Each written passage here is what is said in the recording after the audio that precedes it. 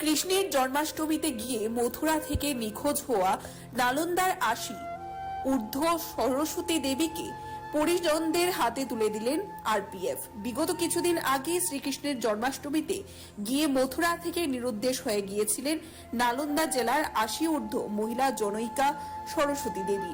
তারপর ওনার পরিবার পরিজনেরা বহু খোঁজাখুঁজি করে স্থানীয় থানাতে নিখোঁজ ডায়েরি করেছিলেন। এরই ফাঁকে কোনোভাবে সংশ্লিষ্ট মহিলা ট্রেনে চেপে ত্রিপুরা রাজধানী আগরতলাতে চলে আসেন। এদিকে আগরতলা রেল স্টেশনে উদ্দেশ্যহীনভাবে সংশ্লিষ্ট মহিলা ঘুরতে থাকলে রেল পুলিশ উনাকে আটক করে বিভিন্ন বিষয়ে তথ্য সংগ্রহ করার পর ঘটনা প্রকাশ্যে আসে। তারপর রেল পুলিশ সংশ্লিষ্ট মহিলাকে নিজেদের হেফাজতে রেখে তার পরিজনদের খবর দিলে আজ সংশ্লিষ্ট মহিলার নাতি নালন্দা থেকে এখানে ছুটে আসার পরে রেল পুলিশ ওনার দাদিকে তার হাতে হস্তান্তরিত করেন। গোটা বিষয় নিয়ে নিজের দাদিকে কাছে পেয়ে নালন্দা জেলা থেকে আসা নাতি কৃতজ্ঞতা জ্ঞাপন করলেন আরপিএফ সহ সংশ্লিষ্ট প্রত্যেককে, যাদের জন্য তিনি তার দাদিকে সুরক্ষিতভাবে ফিরে পেয়েছেন।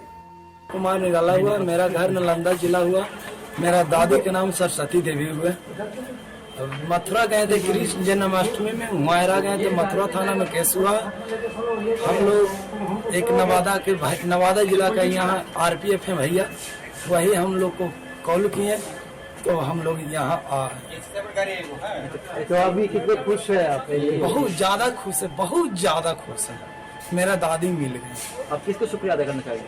भैया को शुक्रिया अदा करेंगे, थाना को शुक्रिया अदा करेंगे।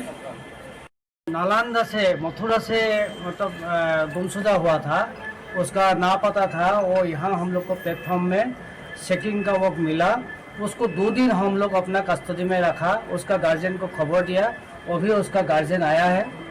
हाँ, उसका नेम एंड एड्रेस आपको लोग को मिल जाएगा। उसका गार्जियन अभी मथुरा से आया है, उसको हम लोग हैंड ओवर कर रहा है।